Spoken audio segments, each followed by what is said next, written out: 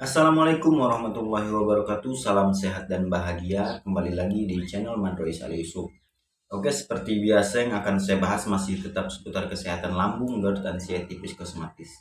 Dan di video kali ini yang akan saya bahas tentang suka kedinginan katanya, nggak kuat dengan cuaca dingin, gampang masuk angin katanya.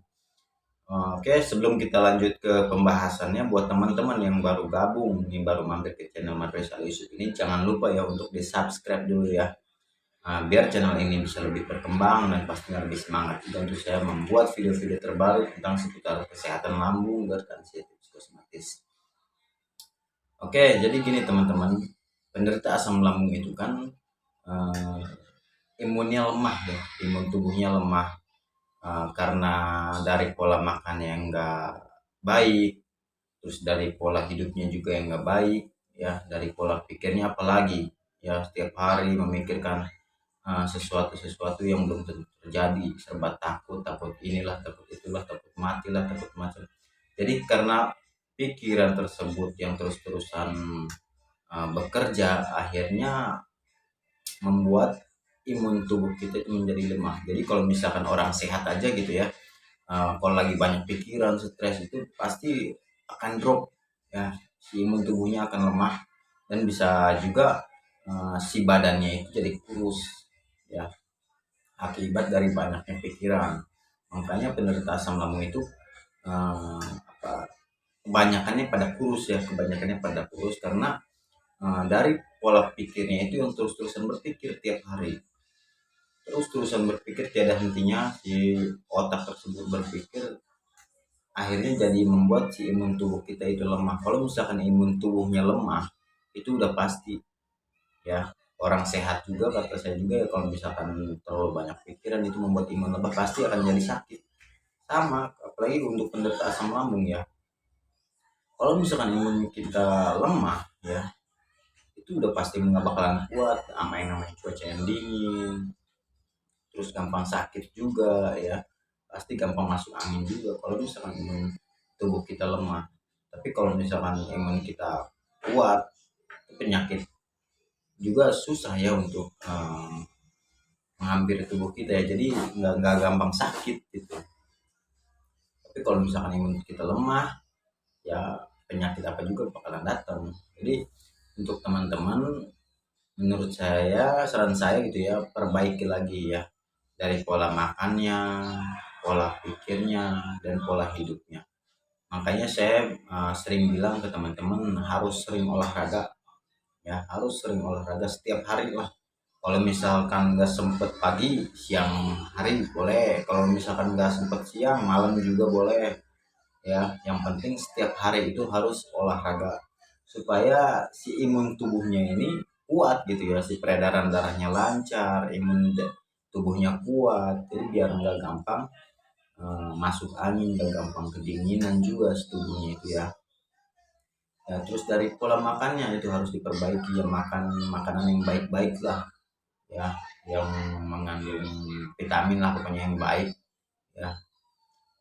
Karena enggak semua makanan kita pantangin kan, enggak semua makanan enggak berbahaya untuk lambung. Jadi bukan yang berbahaya, jadi gimana ya, kan ada makanan-makanan yang beberapa makanan itu pantangan ya, jangan dimakan dulu untuk penderita asam lambung. Cuma kan masih banyak banget makanan yang bisa dimakan, itu makanan-makanan baik kayak semacam ikan atau ayam, itu masih bisa dimakan ya untuk penderita asam lambung.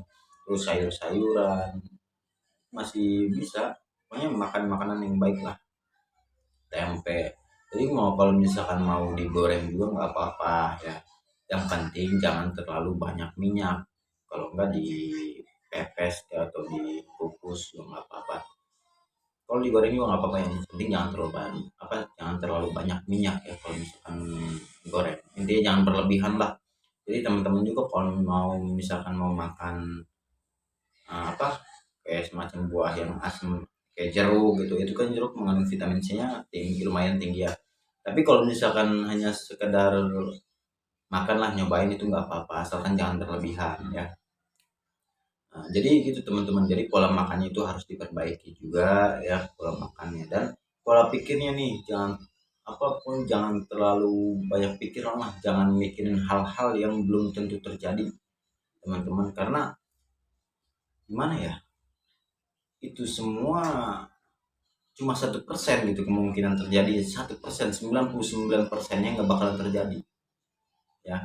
Dari yang ada di dalam pikiran teman-teman itu 99%-nya nggak bakalan terjadi. Cuma 1% kemungkinan, itu kecil banget ya kan, cuma 1%.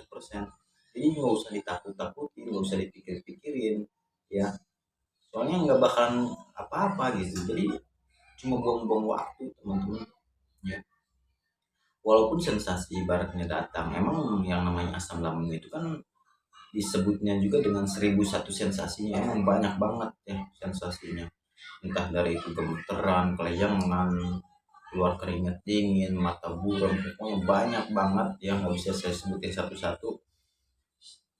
Tapi semua itu cuma apa ya, sensasi doang gitu, nggak bakalan terjadi apa-apa ya, nggak bakalan terjadi apa-apa.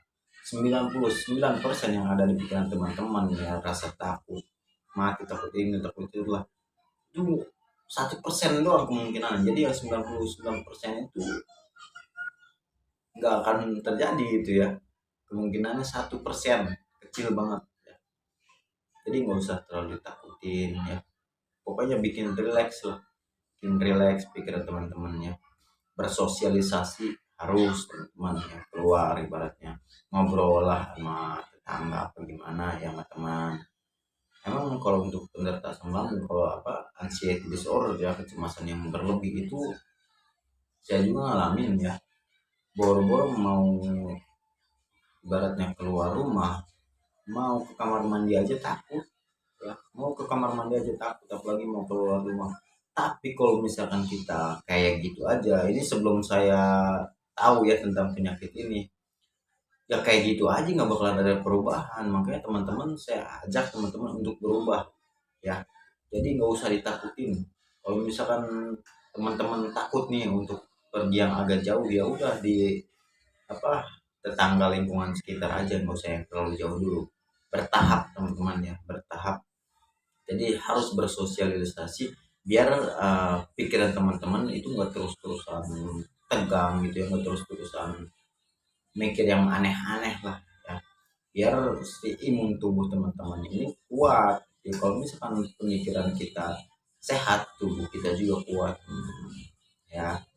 Jadi harus itu bersosialisasi, itu harus ya, ngobrol ibaratnya buat kesibukan, atau cari hobi-hobi yang menyenangkan lah ya, buat pokoknya bikin kesibukan lah biar si tubuh kita ini gerak, jangan berdiam diri ya. Karena kalau misalkan kita berdiam diri ya kayak gitu, nggak bakal ada perubahan ya, nggak bakal ada perubahan. Dulu saya 8 bulan kalau saya dulu, kurang lebih 1 tahun lah dulu, sebelum saya apa tahu tentang penyakit ini ya, setiap harinya kayak gitu aja ibaratnya, berobat lagi, minum obat lagi, minum obat lagi. Tapi semenjak saya pelajari tentang penyakit ini, saya praktekkan gitu ya, alhamdulillah, dan sampai sekarang ini saya bisa sembuh ya. Dan sekarang saya membuat video ini dengan harapan gitu, dari video yang saya buat ini bisa menjadi wasilah ya, bisa menjadi wasilah untuk membantu kesembuhan teman-teman, amin ya, mudah-mudahan ya. Jadi kayak gitu teman-teman ya, perbaiki pola makannya, perbaiki pola pikirnya, perbaiki pola hidupnya, olahraga, biar si imun kita kuat, imun tubuh kita kuat, insya Allah ya, itu nggak gampang apa kedinginan, nggak mudah kedinginan, atau nggak gampang masuk angin lah ya. Pokoknya kalau misalkan imun kita apa kuat, nggak gampang sakit lah. Jadi harus perbaiki itu teman-teman ya, itu sangat berpengaruh teman-teman. Kalau misalkan imun kita kuat, susah untuk nggak mudah sakit lah. Pokoknya perbaiki ya, perbaiki 3P itu harus diperbaiki. Oke, mungkin cukup sekian dulu ya. Semoga video-video saya ini bermanfaat. Terima kasih. Wassalamualaikum warahmatullahi wabarakatuh.